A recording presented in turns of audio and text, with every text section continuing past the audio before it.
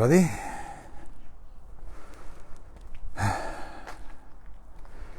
Well, it's just about to be 5 o'clock.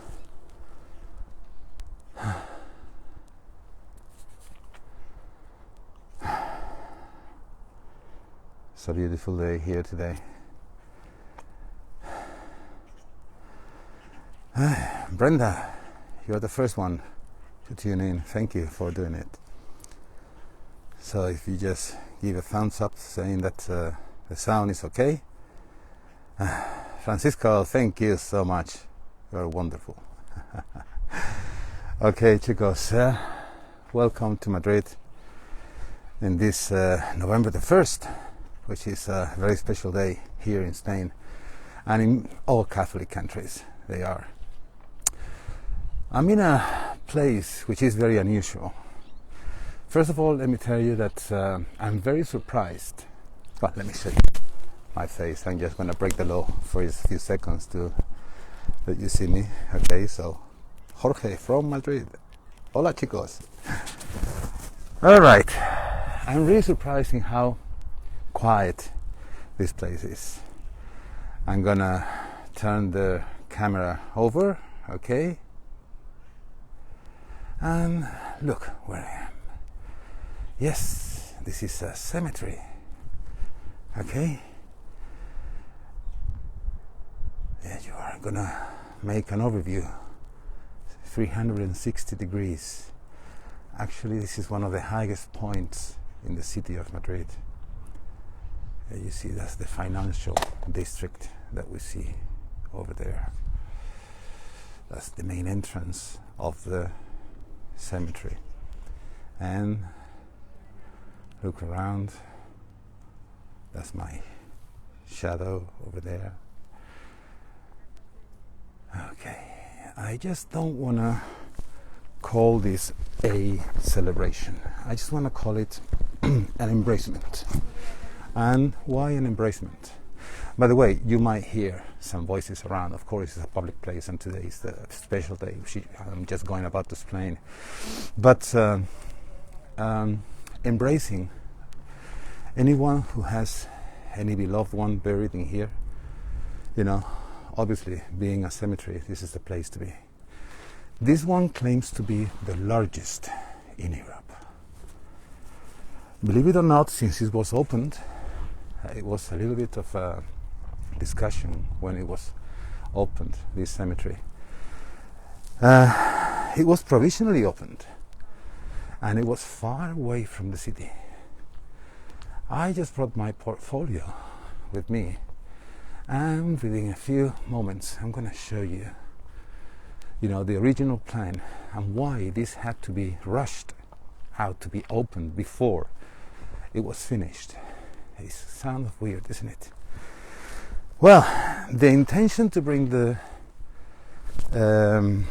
cemetery outside of the cities, it seems to be that originally they were all people buried near the churches and parishes, and that came up with a public health issue.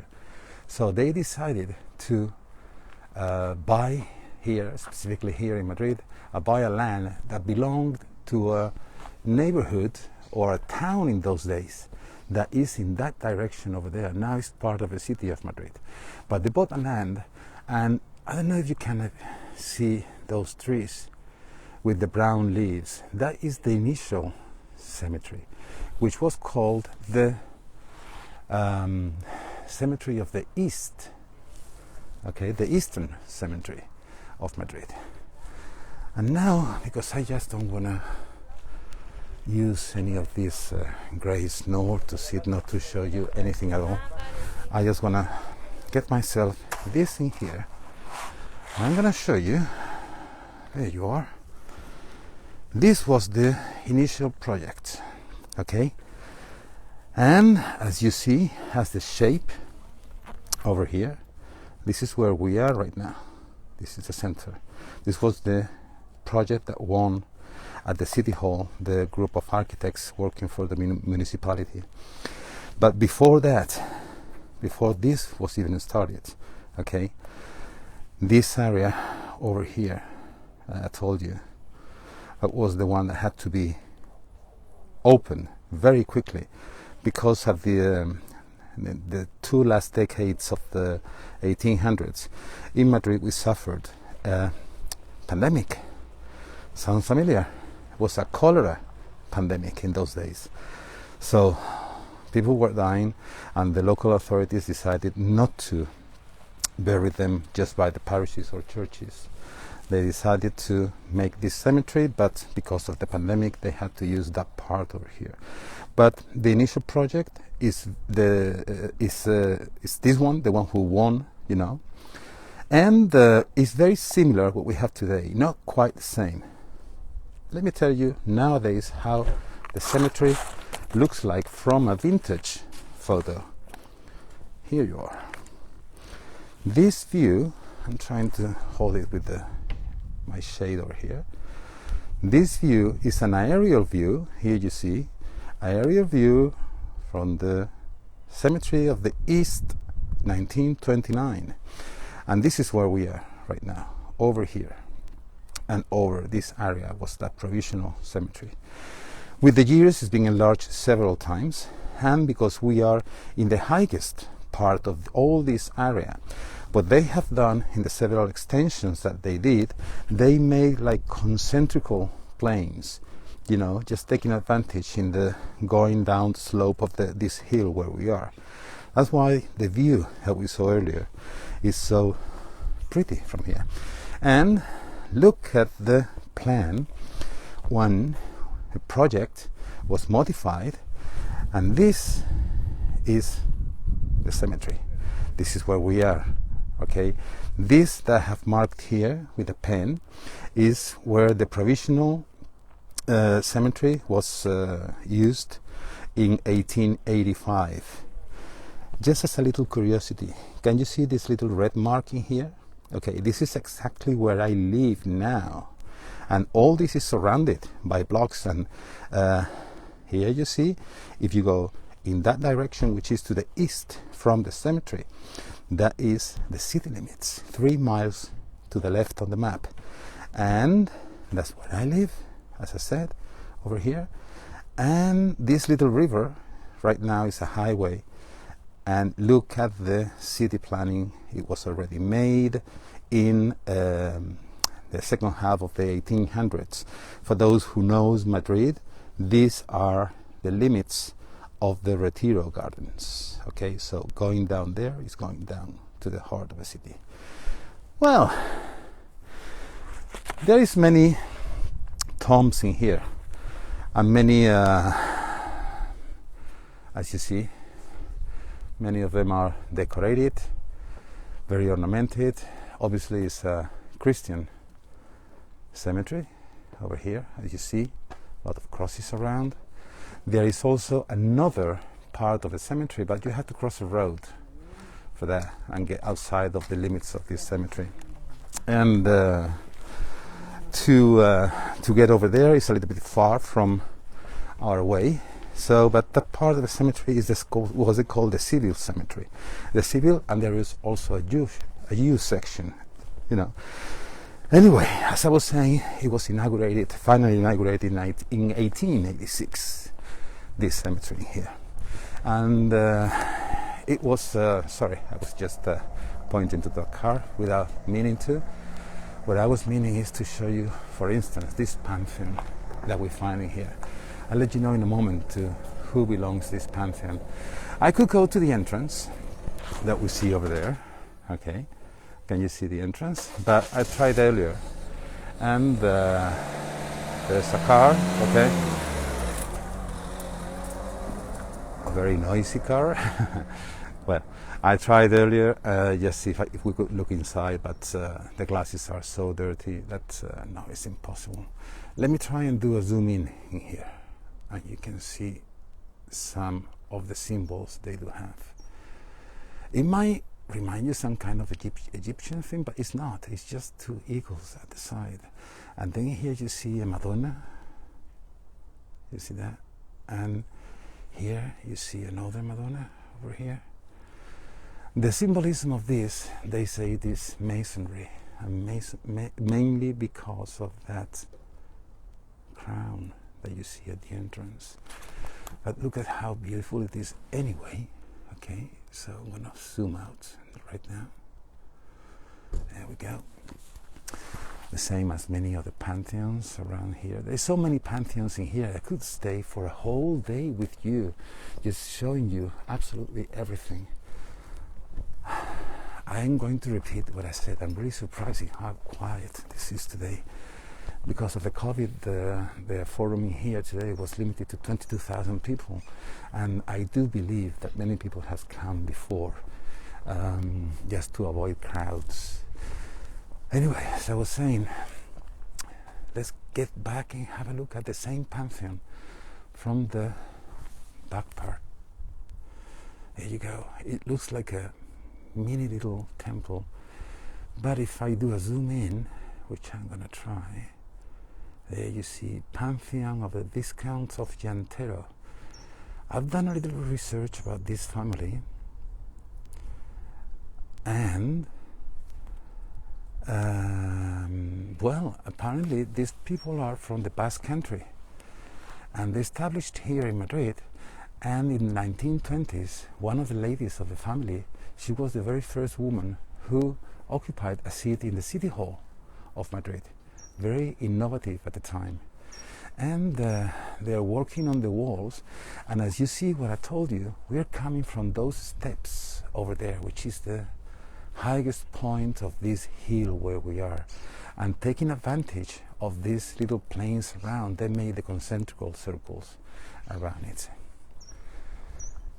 And now, just continuing with this little walking here, just going to give you another overview of another lane. There you are.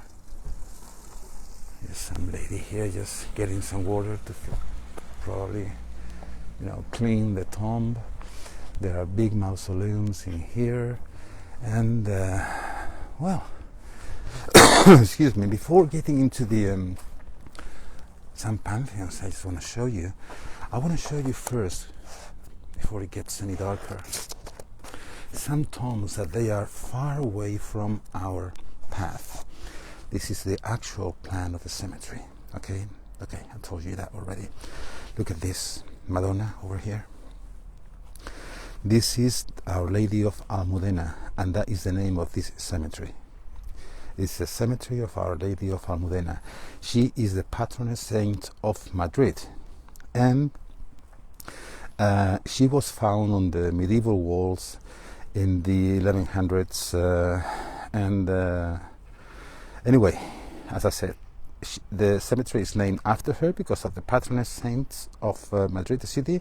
But there will be another lecture, tour, call it however you call, some other day. This is just for you to let you know. Right, this is a memorial for 13 young ladies that fought in the civil war in Spain. One thing I have to clarify about about Spain politics is that when we say Republicans here, we mean the left wing. Okay, keep that in mind for future references.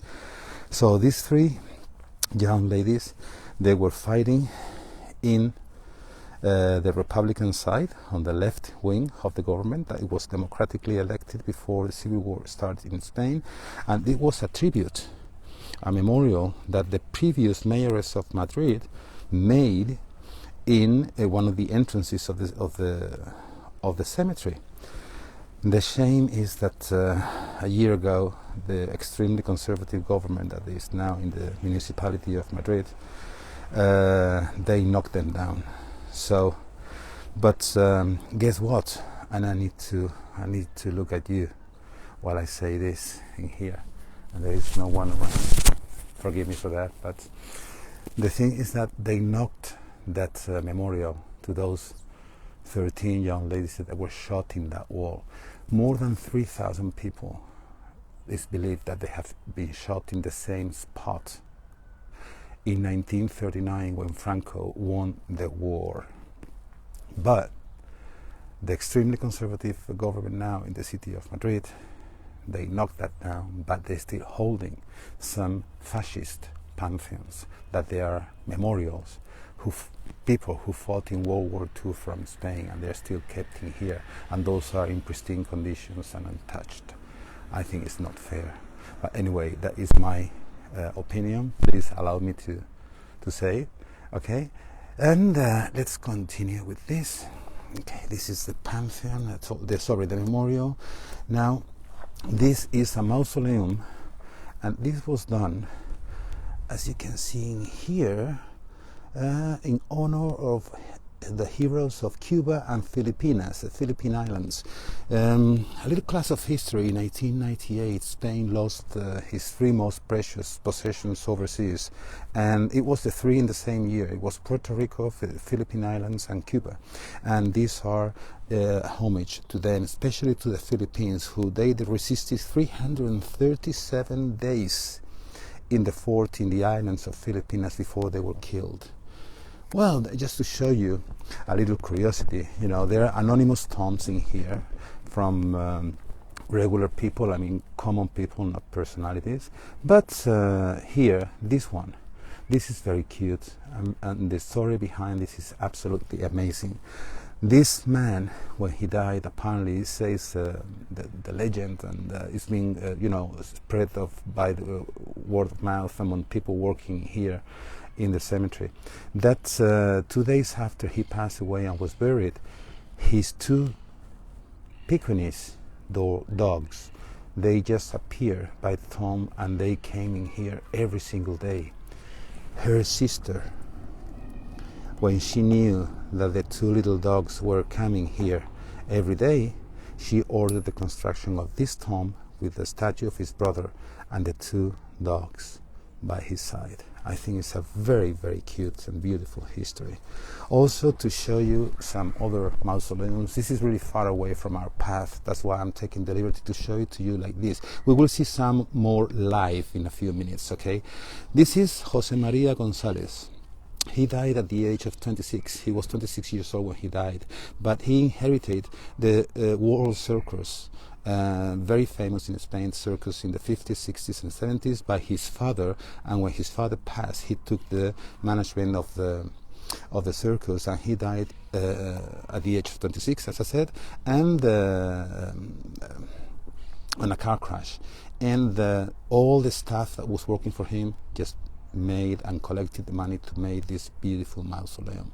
A curiosity about that is that it has its own lighting thing with this solar panel that you have in here. So at night, you know, the lights goes on without sucking it from the grid. This is just an overview of what we have seen, just to show you normal tombs over there. But you see that? Okay, this is the last one that we're going to see right now on a photo, because we're going to go live. Well, we were live, but what I meant is that we're going to see them over here. Okay, let me cover my face again. Here I am. Well, Familia Zorrilla Alaver, over here. There you go. This pantheon is kind of semi-abandoned, if not totally abandoned. When I have come here before to do some of my research, I've seen that there is a chain here with a lock, and the glass are broken. And also, if you see over here, some of the things, they are just on the ground. They have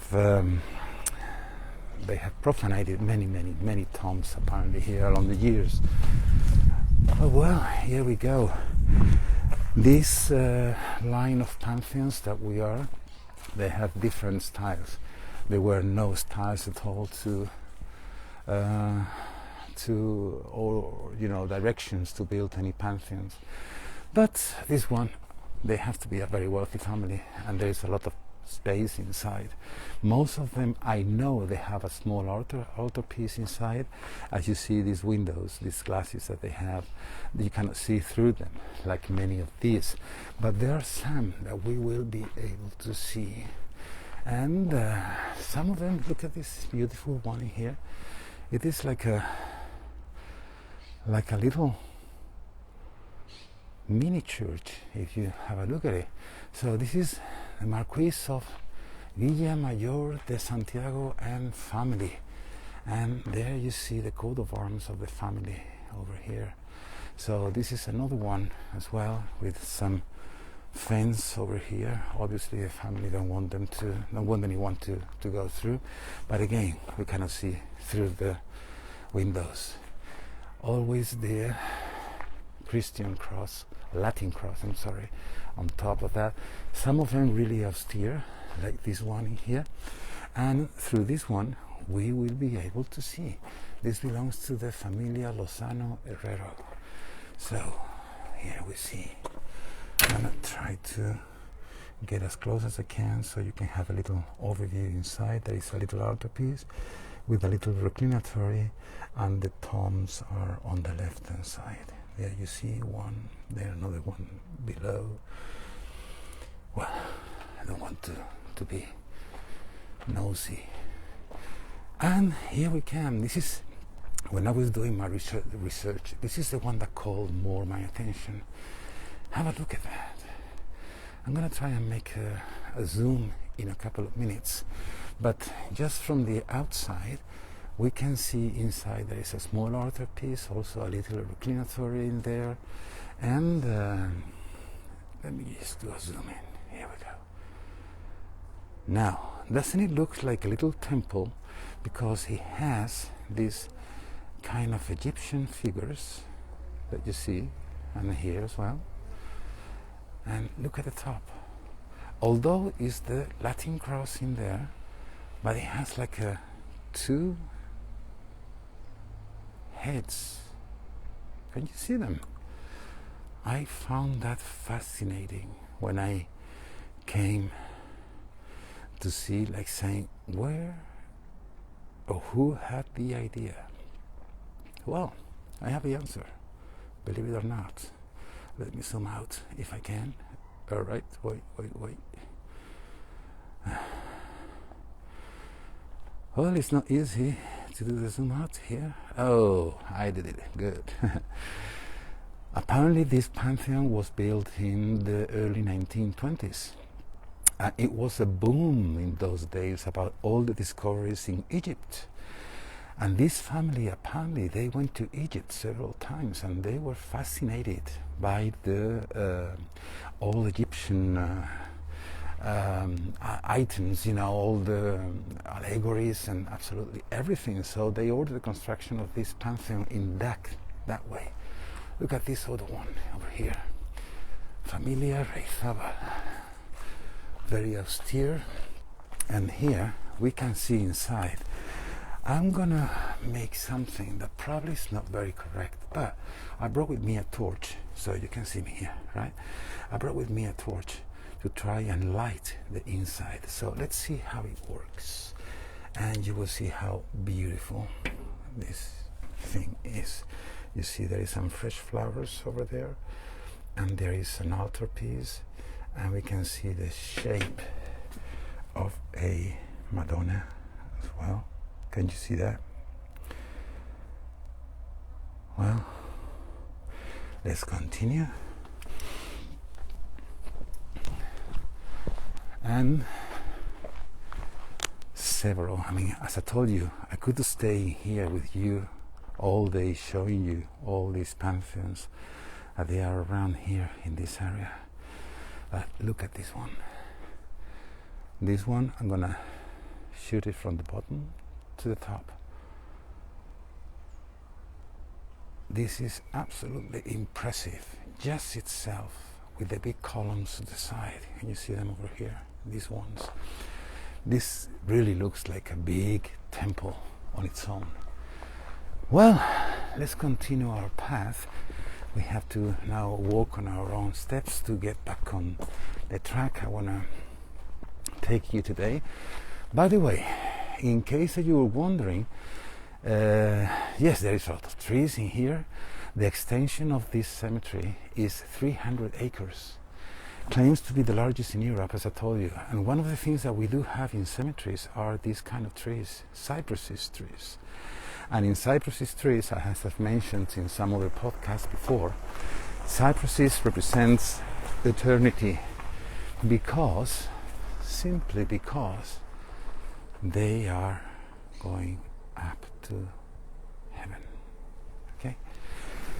Right, so as I was saying, the extension 300 acres, and that is quite a big thing. In Madrid there is another cemetery which is in the western part of the city, not as big as this, but along the years since this was officially inaugurated, believe it or not, 5 million people, it is believed that they're buried in here. 5 million, more than the population of the city of Madrid. Much more. Well, let's take a shortcut over here, and from here you can see the little chapel. Well, little little in the sense of space inside.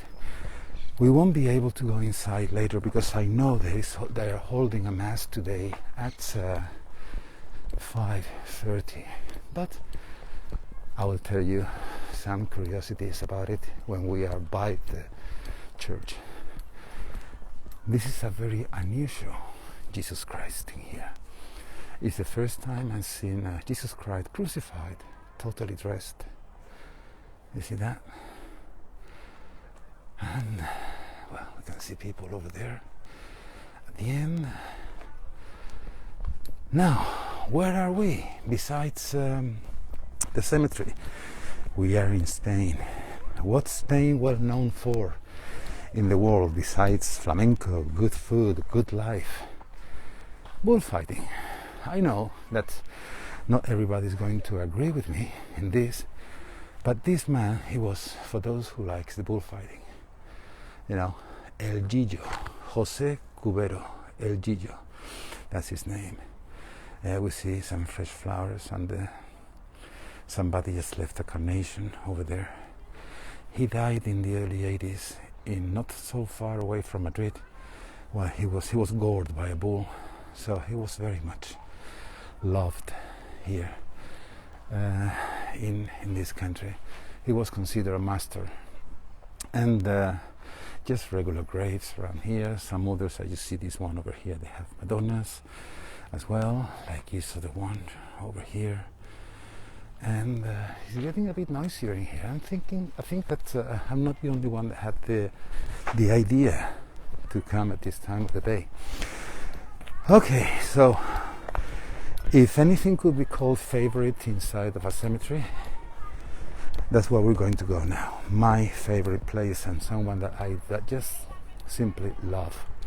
But before that, let me show you an overview of the chapel. Here you are. There you go. All over. Up there. And the dome that you see over here, the base of the dome is has the same altitude as the point we started. This is a modernist style.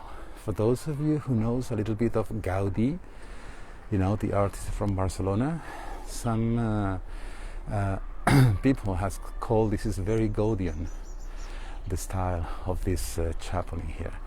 Also has the shape, doesn't have the shape of a regular church, like a Latin cross. It has the shape of a Greek cross, the same shape as the original plan of the cemetery, as I showed you. And, excuse me, let's move on a little bit.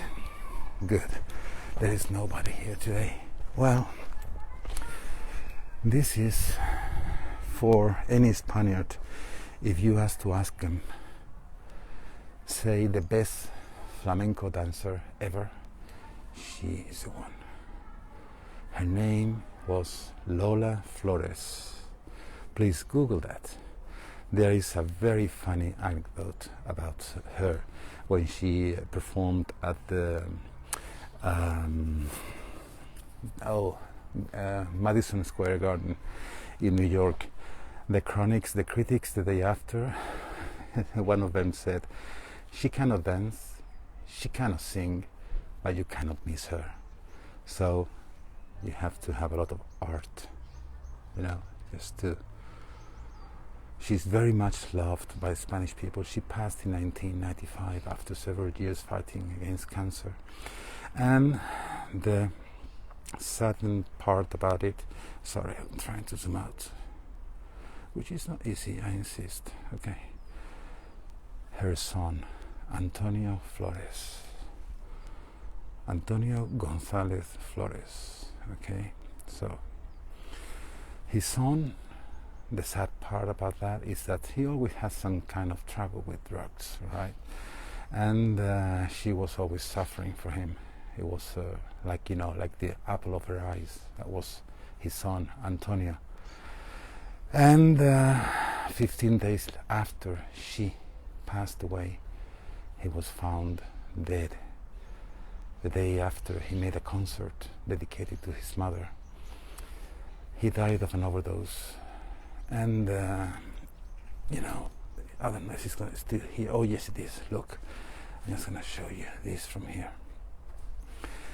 This is somebody that came over here doing a little memorial about him, Antonio González Flores. Here you see the name, and that's his photo of one of his albums. And that letter, which is in Spanish over here, literally the other day when I read it, tears came out of my eyes. And just here from the distance, I'm just going to take the liberty of reading to you the poem that is written in that paper, which I translated, and it's written here somewhere. Just give me a second. All right. I know the camera is moving a little bit. Sorry about that. All right. So, to Antonio Flores, and this is what that handwritten letter that I've shown you a moment ago says. So here it goes. I'm going to be pointing at him there. To Antonio Flores, 25 years has gone since you passed away from our lives. I cannot forget your hair, your tanned skin, your guitar. I have sung your songs. That still thrills me like the very first day. I miss you so much. How much I would have loved to have met you. You will always be in my heart. I'll keep singing your songs and thinking of you until I leave this world. If I could, only if I could, I'd die here by your side, to go up wherever I had to climb, singing with you. A big hag. And it's signed by somebody called Pat on May the 30th, 2020.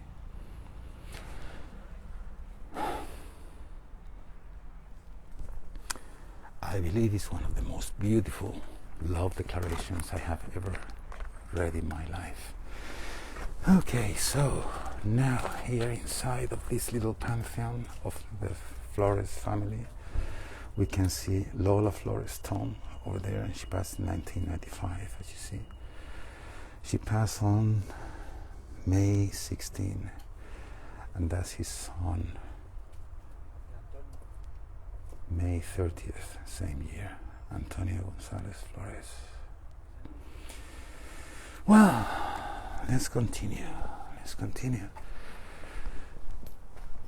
Just to show you from the distance the little pantheon they have in here. That is the pantheon. You see the name of the family, González Flores, over there. I'm not the only fan that has come over here to see. And just behind that corner is where the statues are. Well,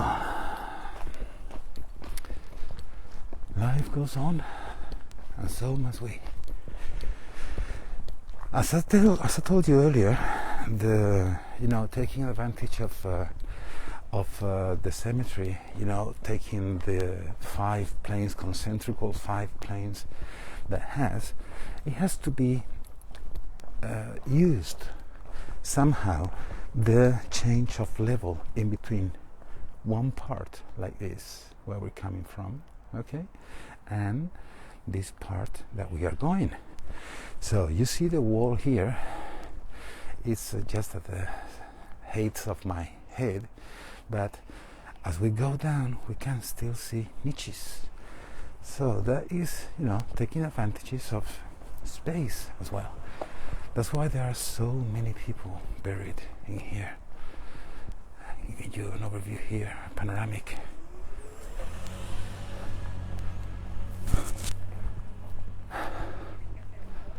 There you go.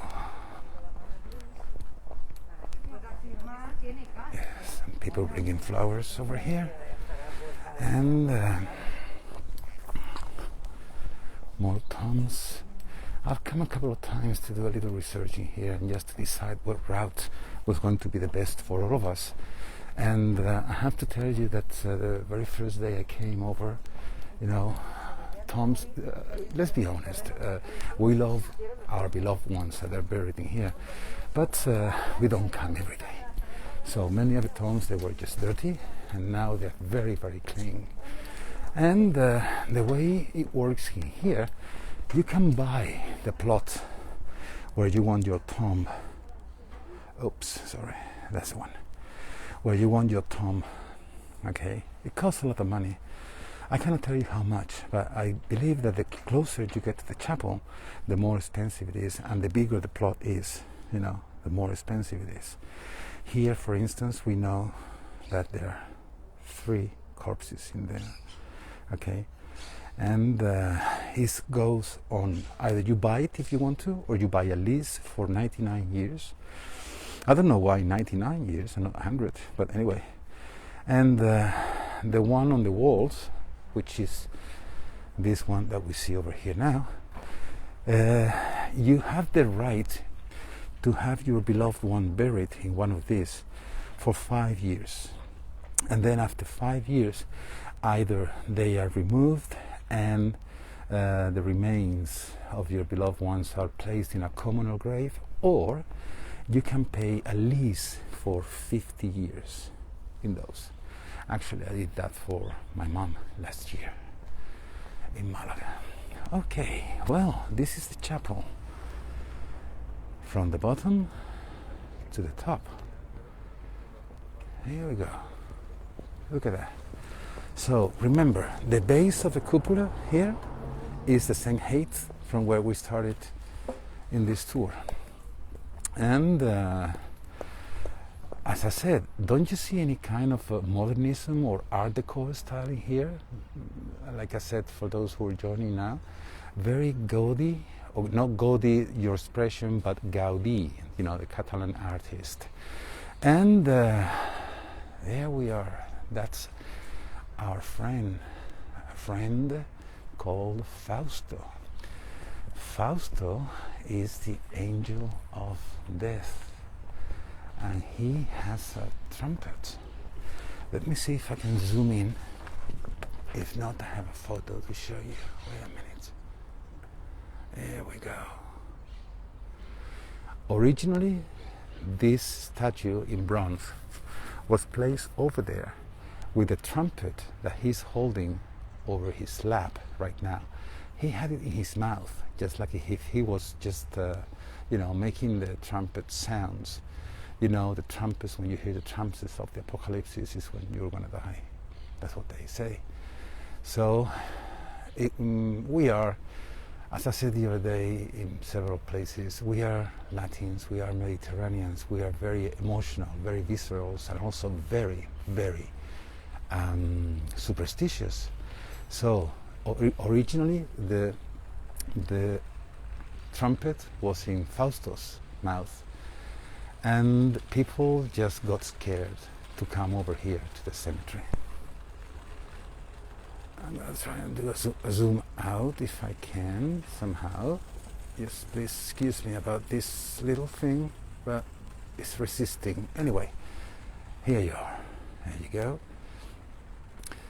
But there is a funny part about that. If anything is funny, with all my due respects, for anyone who's watching this. At the very beginning, when that statue was placed over there was somebody that came around and he played his trumpet with the excuse that he was rehearsing. So what happened was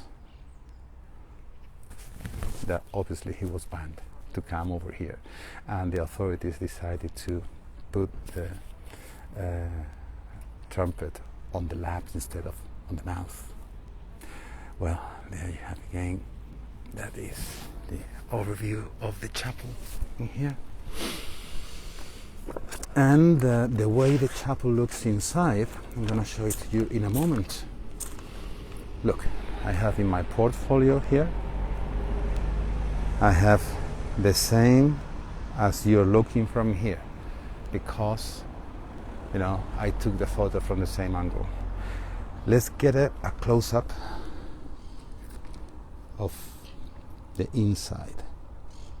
We cannot get inside, as I said, because at 5:30 they are holding now a mass inside, but it is very, very austere. So this is how it looks inside. Down here is the main altar, right? It's very, very austere, almost no symbology inside. And our friend Fausto. Well, let's continue.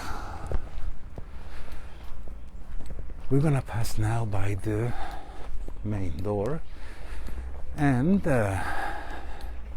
there's practically no differences in between main door and the sides.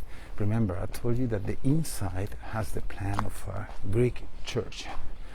So let me give you an overview. Again, more cypresses trees, as you see over there, right? Here is the chapel. Our friend Fausto over there. The Latin cross mixed with the Greek cross over there at the very top of the dome. And an overview here with all the niches, taking advantage of the change of the level because we're going down the hill. So here we go again, and now we're going to get to the main entrance.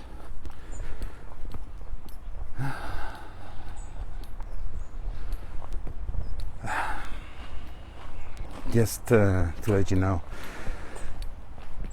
we are here in Madrid, we are in lockdown in different areas. In here, that's what you see over there is the main entrance. We are in lockdown, but today, because of this embracement, celebration, festivity, call it however you want to call it, or I wouldn't call it festival at all. I associate festival word with happiness. And you might be happy to come over here and see your grandma, your dad, your beloved ones, but obviously they are not here. You're just paying tribute. So, this cemetery is in the same district as I live, so it is not affecting me to come over and visit the cemetery. And I have to tell you, just doing the research I've done and today, just seeing what I have seen, it's a wonderful place to come and have a walk, a quiet walk, and just try to evade of your thoughts. Well, main door, you know, laces over there, as you see them, just these laces here, you know, symbol of eternity as well. That statue that we see over here is Sacred Heart of Jesus. There's another one at the other side, we'll see it in a minute. And in this arcade that we are now going to pass through, we're going to see that there are columns. There are 8 arcades in each side. You're going to see it in a minute. We just need to get out of here. Okay, officially we're out of the cemetery. But this is the arcade I was mentioning to you. There's one going over there and one right behind us. Look at that. You see? Behind us there's another one. And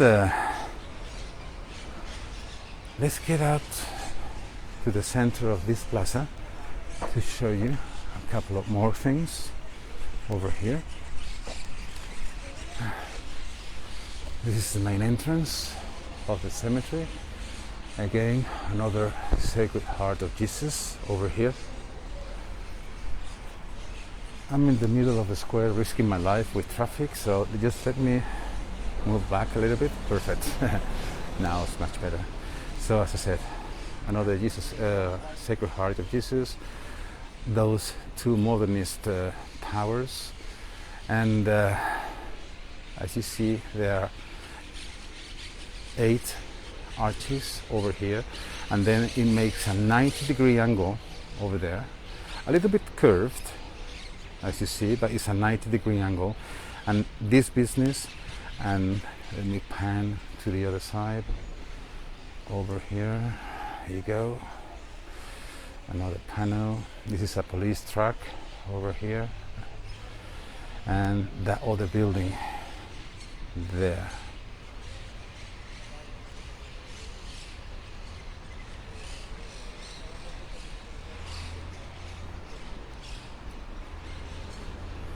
Okay, so now, sorry, I was just looking at the car. It was driving towards me.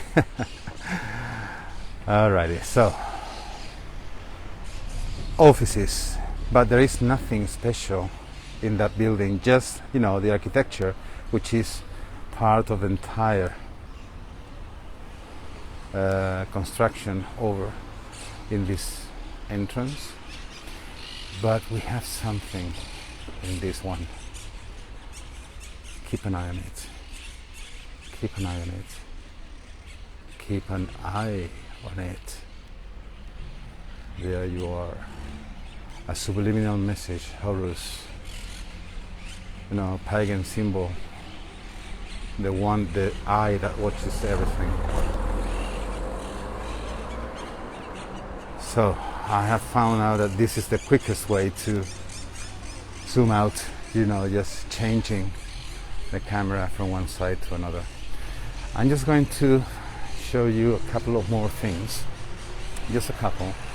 And as you see here in this shop, this is you know, when people come in, these stalls, they are very handy. But let me show you something. I want to ask the lady first.